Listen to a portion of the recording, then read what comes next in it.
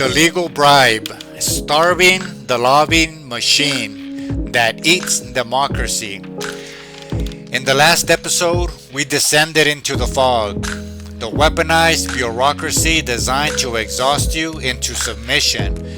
But a fortress, no matter how complex, cannot stand without a constant supply of resources. It needs fuel. It needs gold. That gold does not materialize from thin air. It is delivered.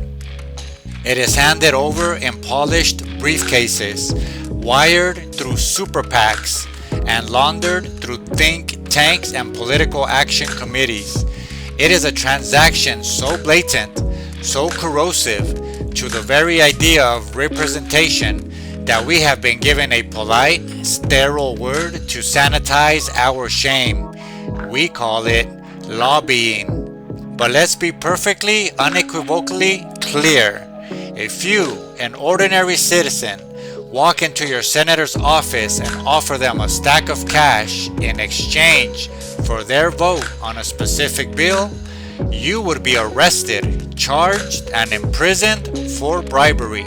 You would be a felon. But when a corporation or a multinational industry does the exact same thing, using campaign contributions and the promise of future wealth as its currency, we call it democracy in action.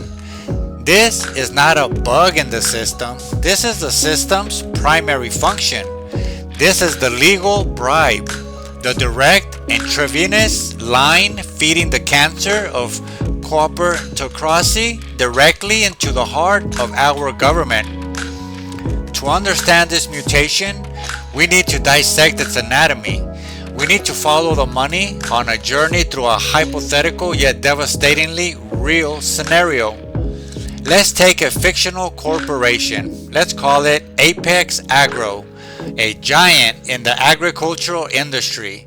They use a pesticide called Vitadeath that is incredibly effective at killing crop-eating insects, but it also slowly poisoning the water supply for entire communities. Studies are emerging, public outrage is building, and a bill is introduced in Congress, the Clean Water for Families Act, that would ban Vitadeath. In a truly representative system, this would be a debate about public health versus corporate profit. But that is not the system we have. Here is what happens instead. Apex Agro does not launch a public relations campaign to convince you, the voter, that Vitadeath is safe. They don't need to. They go straight to the source of power. First, they deploy their lobbyists.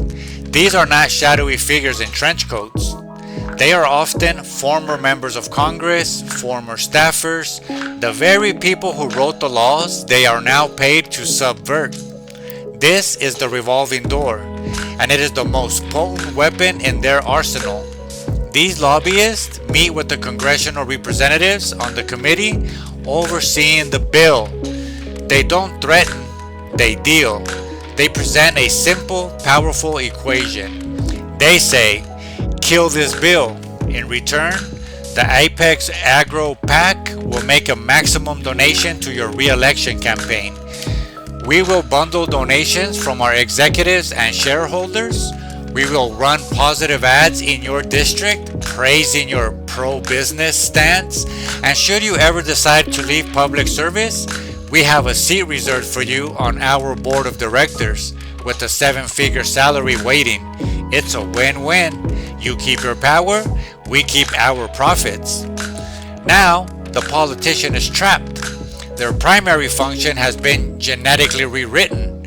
It is no longer to represent the will of their constituents, but to secure the funding necessary to survive the next election cycle. The cost of a modern congressional campaign is in the millions. The lobbyists are not offering a bonus, they are offering a lifeline. So, the politician makes the rational, self-preserving choice. They vote to kill the bill. The poison continues to flow into the water, the public loses, the corporation wins, and the politician remains in power. Ready for the next transaction? This is not an occasional corruption. This is the daily grinding machinery of a modern governance. It is a marketplace, and our laws are the commodity for sale. And this forces us once again to confront the agonizing core question of this series. In the face of such a blatant betrayal, why do we allow this to continue? Once again, hear me out. Why do we allow this to continue? We allow it because of a weaponized fog of complexity and boredom. The system is drowning in manufactured jargon designed to make your eyes glaze over. Super PACs, dark money, Citizens United, campaign finance law. It sounds tedious, convoluted, like something only policy wonks can understand. This is by design. The ruling class thrives when the ruled are bored into submission. They rely on you feeling that it's all too complicated, so you disengage. You delegate your power and you leave the complicated stuff to them. It is a shield of boredom protecting a castle of corruption. Second, we allow it because of a deeply ingrained cult of fatalism. We throw our hands up and sigh, it's just the way the game is played. We have been hypnotized into believing that this pay-to-play model is as unchangeable as the law of gravity. This fatalism is the psychological bedrock of their power. If we believe we are powerless, we become powerless. We accept the unacceptable as an immutable fact of life, rather than as a man-made system that can be unmade. But the most powerful reason we allow this, the masterstroke of social control, is the tribal trap. We have been sorted into teams, red and blue, and taught to see politics as a sport. We are so consumed with tribal hatred for the other side that we become blind to the corruption of our own team. We will furiously condemn a politician from the opposing party for taking lobbyist money while making endless excuses for our politician who does the exact same thing. Well, he has to play the game to win. Her opponent is worse. It's a necessary evil to stop the other side. You cannot see the genius of this? They have us so busy policing the jerseys that the players that we completely ignore, the fact that the owners of both teams are in the same luxury box, profiting from the spectacle. Our partisan outrage is not a threat to them. It is the engine that keeps their system running. We are the fans in a rigged game, blaming the other team fans for the fact that we're all being robbed. So how do we break this trance? How do we initiate the peaceful abandonment of this corrupt authority?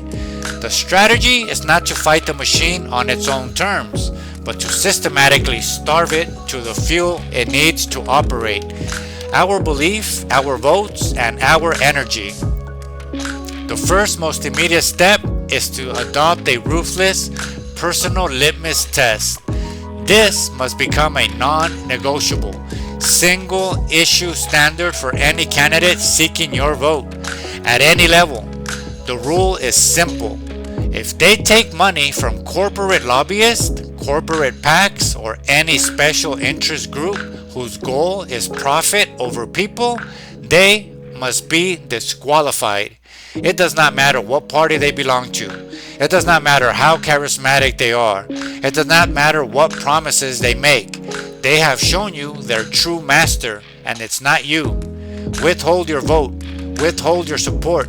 Make corruption politically toxic. The second step is a linguistic shift.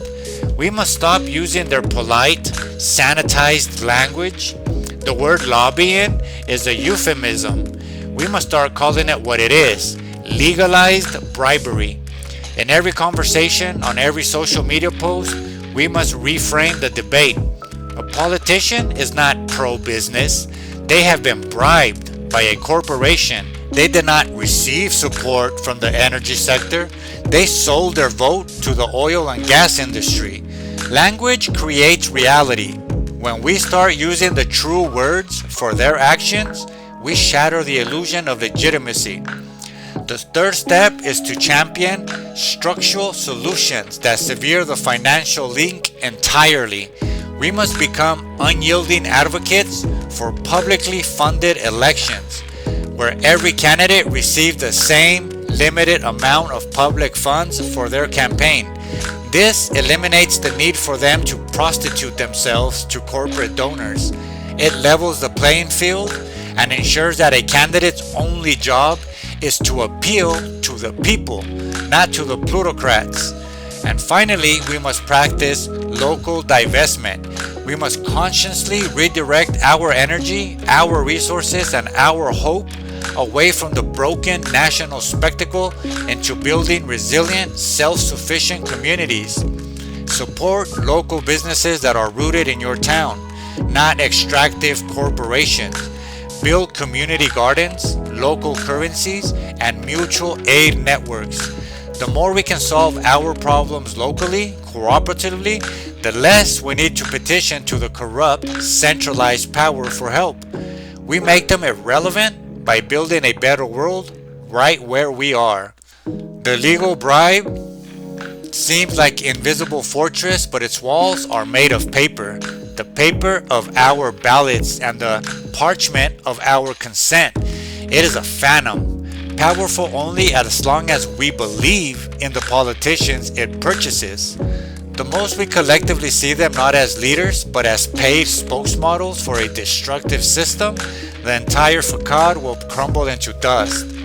We have exposed the fortress and cut its supply line, but the cancer has one final powerful trick. It has built an entire theater, a grand stage play of conflict, to make us believe we have a choice in our own subjugation. So in our next episode, we will pull back the curtain on the greatest magic trick ever performed, the illusion of choice.